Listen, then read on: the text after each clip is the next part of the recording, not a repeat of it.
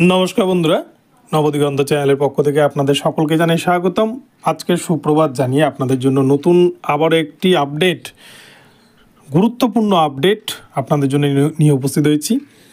তো আপডেটটি হচ্ছে যে এসএসসির যে নতুন রুলস এবং যেখানে সিঙ্গেল বেঞ্চ ডিভিশন বেঞ্চ রায় দিয়েছে সেই রায়কে চ্যালেঞ্জ করে এবার সুপ্রিম কোর্টে মামলা দায়ের করেছে আমাদের রাজ্যের ওয়েটিং প্রার্থীরা। তো এই যে মামলা, এই মামলার ভবিষ্যৎ কি, কার বেঞ্চে মামলা হয়েছে, এটা সবথেকে গুরুত্বপূর্ণ। আমরা সেটা দেখব যে কার বেঞ্চে মামলা হয়েছে এবং এই মামলার শুনানি কবে নাগাদ হতে চলেছে এবং এই যে নতুন যে নিয়োগ প্রক্রিয়া আটকে যেতে পারে কি না, তার কী সম্ভাবনা রয়েছে। চলুন আমরা এই ভিডিওতে সম্পূর্ণ বিস্তারিত দেখব। আপনারা মনোযোগ সহকারে একটু ধৈর্য দিয়ে দেখুন, তাহলে কিন্তু পুরো বিষয়টি আপনাদের কাছে ক্লিয়ার হয়ে যাবে।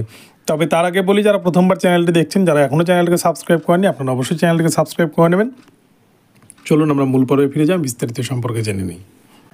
তো বন্ধুরা, প্রথমেই বলি, আপনারা দেখেছেন এসএসসি 26,000 চাকরি বাতিল হওয়ার পর যেখানে কিন্তু এই যে নতুন যে নোটিফিকেশন 2016 সালের নোটিফিকেশন 2025 সালে এসে সুপ্রিম কোর্টের রায় হচ্ছে, কিন্তু এখানে 2016দের জন্যই অর্থাৎ 26,000 ইন সার্ভিসের জন্যই কিন্তু একটা আলাদা নোটিফিকেশান হওয়া উচিত ছিল। এবং যেখানে যে প্যানেলে পুরো প্যানেলটা দুর্নীতির কারণে বাতিল হয়ে গেছে, সেই প্যানেলে টিচিং এক্সপিরিয়েন্সের নম্বর কেন দেবে? রাজ্য সরকার চাইলেই সব কিছু করতে পারে না, সব কিছুকে সংবিধান মেনে কিন্তু করতে হয়, যেটা ডিভিশন বেঞ্চের বিচারপতি সৌমেন সেনও এই কথাগুলো বলছিলেন, কিন্তু রায়ের ক্ষেত্রে আমরা ভিন্ন দেখলাম। তো যাই হোক, তো সুপ্রিম কোর্ট যে নির্দেশ দিয়েছিলেন, যেখানে কিন্তু কোনো টিচারকে অতিরিক্ত কোনো সুবিধা দেওয়া যাবে না, এটা কিন্তু উল্লেখ করে দিয়েছিলেন। অর্থাৎ যাদের যে প্যানেলটা বাতিল হলো, সেই প্যানেলটা নতুন করে আবার নতুন সিলেকশন প্রসেসের মধ্যে দিয়ে নিয়ে আসতে হবে, নতুন করে পরীক্ষা থেকে আরম্ভ করে সমস্ত কিছু নতুন করে করতে হবে। সেখানে কিন্তু সবাই সমান, সেখানে কিন্তু কেউ টিচিং এক্সপিরিয়েন্সের নম্বর পাবে, কেউ পাবে না, এটা কিন্তু হয় না। যদি সেটাই করতে হয় তাহলে 23 লক্ষ ওএমআরকে আগে পুনর্মূল্যায়ন করতে হবে, 23 লক্ষ ওএমআরকে বের করতে হবে, কে যোগ্য কে অযোগ্য বাছাই করতে হবে, তারপরে কিন্তু সেটা করা সম্ভব। তার আগে কিন্তু এটা সম্ভব নয়। তো ডিভিশন বেঞ্চের যে রায়, সেই রায়কে চ্যালেঞ্জ করে আমি আগেই বলেছি যে মামলাকারীরা কিন্তু সুপ্রিম কোর্ট যাবে। সুপ্রিম কোর্টে মামলা দায়ের হয়ে গেছে অলরেডি। এবার সব থেকে বড় কথা, কার বেঞ্চে শুনানি হবে? শুনানি হবে তারই বেঞ্চে যে এই এসএসসি 26,000 মামলার রায় দিয়েছিলেন। তবে সঞ্জীব খান্না স্যার এবং সঞ্জয় কুমার স্যারের বেঞ্চ এই মামলা রায় দিয়েছিলেন। সঞ্জীব খান্না স্যার তো উনি রিটায়ার করেছেন, এখন আছেন সঞ্জয় কুমার স্যার। এই সঞ্জয় কুমার স্যারের বেঞ্চেই কিন্তু এই মামলার শুনানি হতে চলেছে।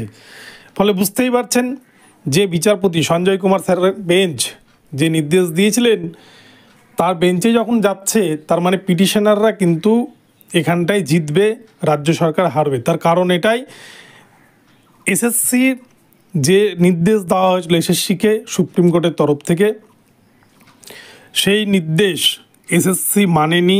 এই দাবিতেই তো কোর্টে গিয়েছে। এবার সেটা যখন দেখবে যে হ্যাঁ সত্যি 2016 2025কে গুলিয়ে দেওয়া হচ্ছে, 10 নম্বর টিচিং এক্সপিরিয়েন্সে আলাদা দেওয়া হচ্ছে, এরকম যে বিভিন্ন বিষয়গুলো রয়েছে একাডেমিকের ক্ষেত্রে একটা বড় পরিবর্তন, এই বিষয়গুলোর প্রতি কিন্তু একটা আঘাত আসবে এবং সেক্ষেত্রে কিন্তু হয়তো একটা স্টে অর্ডার আসতে পারে পরীক্ষার ক্ষেত্রে। আমার যেটা ধারণা প্রথম থেকেই, 2025 সালে যারা ফ্রেশার ক্যান্ডিডেট তাদের জন্য কিন্তু আলাদা নোটিফিকেশন বা পরবর্তীতে আলাদা পরীক্ষার ডেট হতে পারে। একসাথে কিন্তু পরীক্ষা বা একই প্যানেলের মধ্যে তাদেরকে রাখা, সুপ্রিম কোর্ট হয়তো এই বিষয়টাকে মেনে নেবে না। 2016দের জন্য আলাদা নোটিফিকেশান, আলাদা পরীক্ষা, এটাই হয়তো সুপ্রিম কোর্ট নির্দেশ দেবে। তো যাই হোক, আমরা আগামী সোমবার এটা কিন্তু ক্লিয়ারলি জানতে পারবো। সোমবার দিন শুনানি রয়েছে। তো আপনাদেরকে পুরো বিষয়টি জানালাম। ভিডিওটি ভালো লাগলে চ্যানেলটিকে সাবস্ক্রাইব করে দেবেন। দেখা হচ্ছে পরবর্তী ভিডিওতে। সকলে ভালো থাকবেন, ধন্যবাদ।